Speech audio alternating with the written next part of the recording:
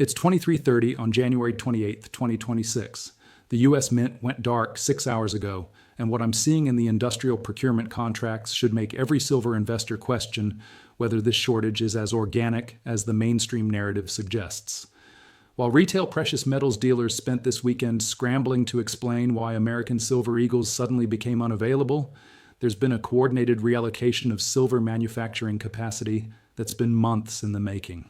I'm a private commodities analyst who's been tracking precious metal supply chains for 16 years. I built this channel because I got tired of waiting for financial media to connect dots that are hiding in plain sight. And tonight, I need to walk you through something that goes far beyond normal market dynamics. What we're witnessing isn't just industrial demand overwhelming retail supply. This is a coordinated strategy by major industrial players to systematically lock retail investors out of the physical silver market. Here's my primary thesis, and I'm going to prove it with procurement timing data that reveals the coordination. The suspension of U.S. Mint silver coin production isn't an accident of market forces.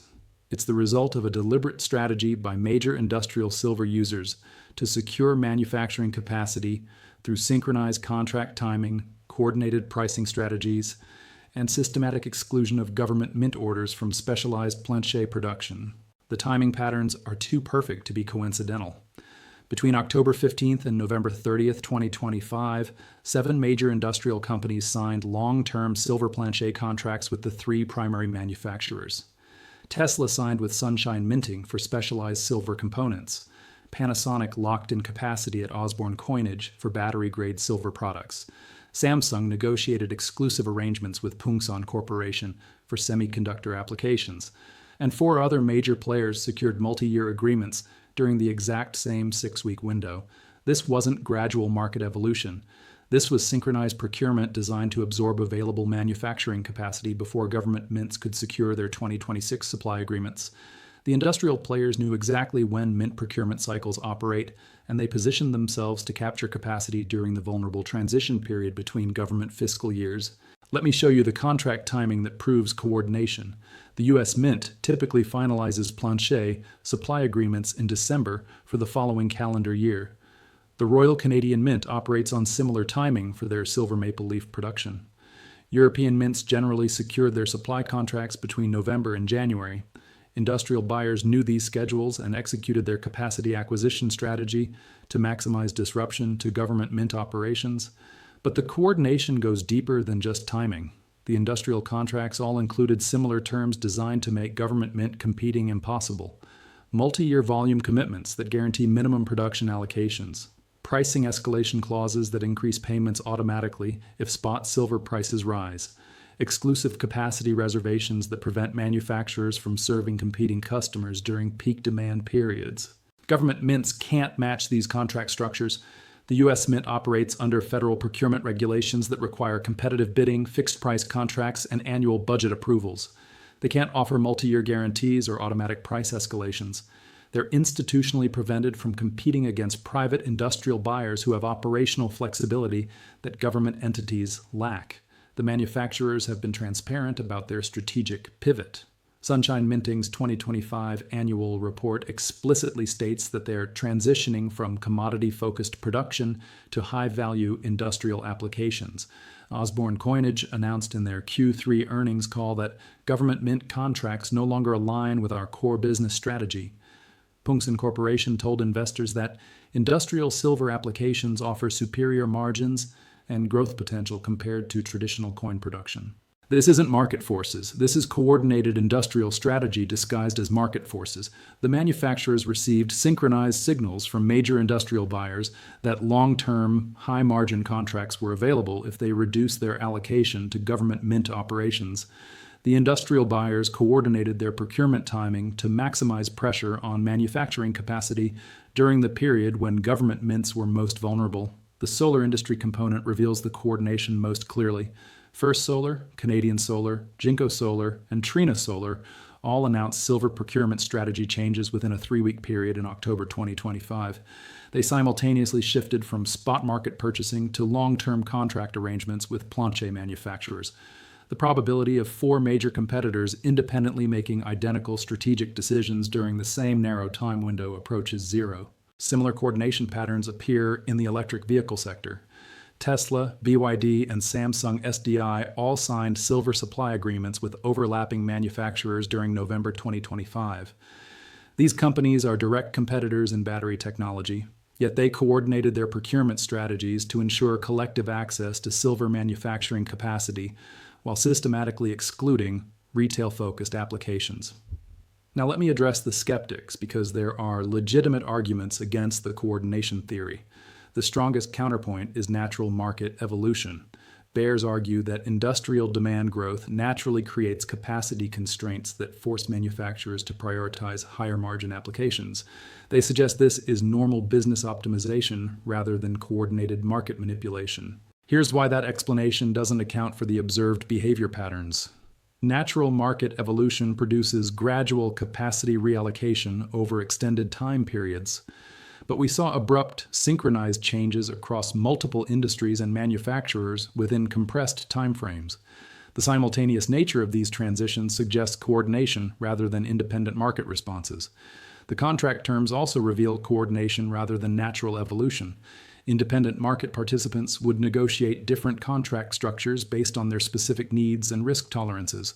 But the industrial silver contracts show remarkable similarity in pricing mechanisms, volume commitments, and exclusivity provisions. This consistency suggests coordinated strategy development rather than individual negotiations. The second skeptic argument focuses on government mint adaptability. The theory suggests that government mints can adjust their procurement strategies, find alternative suppliers, or modify their production processes to work around capacity constraints. This underestimates the regulatory and operational constraints that prevent government entities from competing effectively against private industrial coordination. Government mints operate under legal frameworks that mandate specific procurement procedures, budget approval processes, and public accountability requirements. They can't suddenly shift to exclusive long-term contracts or automatic price escalation mechanisms without legislative approvals and regulatory modifications that take months or years to implement. Here's my personal monitoring framework for tracking how this coordinated strategy unfolds. I'm watching 3 specific indicators that will reveal whether the industrial coordination continues or whether government mints can develop effective countermeasures. First, contract announcement timing from remaining industrial silver users. If additional major companies announce long-term silver supply agreements during the first quarter of 2026, it confirms that the coordination strategy is expanding rather than stabilizing. Synchronized timing patterns would validate continued industrial cooperation to exclude retail applications. Second, government mint alternative sourcing efforts. If the U.S. Mint, Royal Canadian Mint, or other major government operations announce partnerships with new suppliers or capacity expansion investments, it indicates they're developing countermeasures to industrial coordination. But if government mints remain unable to secure alternative supply sources, it confirms the effectiveness of the coordination strategy. Third, secondary market premium behavior for existing coin inventory. If premiums continue expanding even during periods of stable spot silver prices, it demonstrates that physical retail demand is permanently decoupled from paper market dynamics. Sustained premium expansion would confirm that the industrial coordination has successfully created artificial scarcity in retail silver products. My trigger for escalating concern is clear. If 4 or more additional major industrial companies announce exclusive silver supply agreements within the next 8 weeks, we're looking at systematic market manipulation rather than natural demand evolution. Here's what I'm doing with this information personally. I'm avoiding any investment strategy that depends on acquiring new retail silver products over the next 12 months. The coordination appears designed to maintain retail supply constraints for extended periods, making physical acquisition increasingly difficult and expensive. Instead, I'm focusing on investment approaches that benefit from retail silver scarcity without requiring physical product acquisition. Mining company equities that profit from higher silver prices regardless of retail product availability. Silver-backed securities that hold institutional inventory separate from retail distribution channels. Secondary market opportunities where existing inventory commands increasing premiums. This isn't about predicting short-term price movements. This is about recognizing that major industrial players have coordinated to systematically exclude retail investors from physical silver markets. The coordination is sophisticated, well-funded, and appears designed to maintain retail supply constraints for extended periods. The planche crisis represents the visible symptom of a broader industrial strategy to control silver supply chains. By securing exclusive relationships with specialized manufacturers, industrial buyers have created artificial barriers that prevent government mints from serving retail demand effectively. But there's an opportunity embedded in understanding this coordination. If industrial players are investing substantial resources to control silver manufacturing capacity, they're signaling their expectation that silver demand will continue growing rapidly. The coordination strategy only makes economic sense if they anticipate sustained supply constraints and rising prices. What concerns me most is how little visibility retail investors have into the industrial coordination that determines their access to physical silver. The procurement contracts, timing synchronization, and capacity allocation strategies operate at corporate levels where retail investors have no information advantage and no negotiating power. Monday will be critical for determining whether this coordination expands or stabilizes. Several major industrial companies have earnings calls scheduled where they typically announce strategic procurement changes. If additional companies announce exclusive silver supply agreements, it confirms the coordination is expanding rather than completed. We are watching the systematic exclusion of retail investors from physical silver markets through coordinated industrial strategy.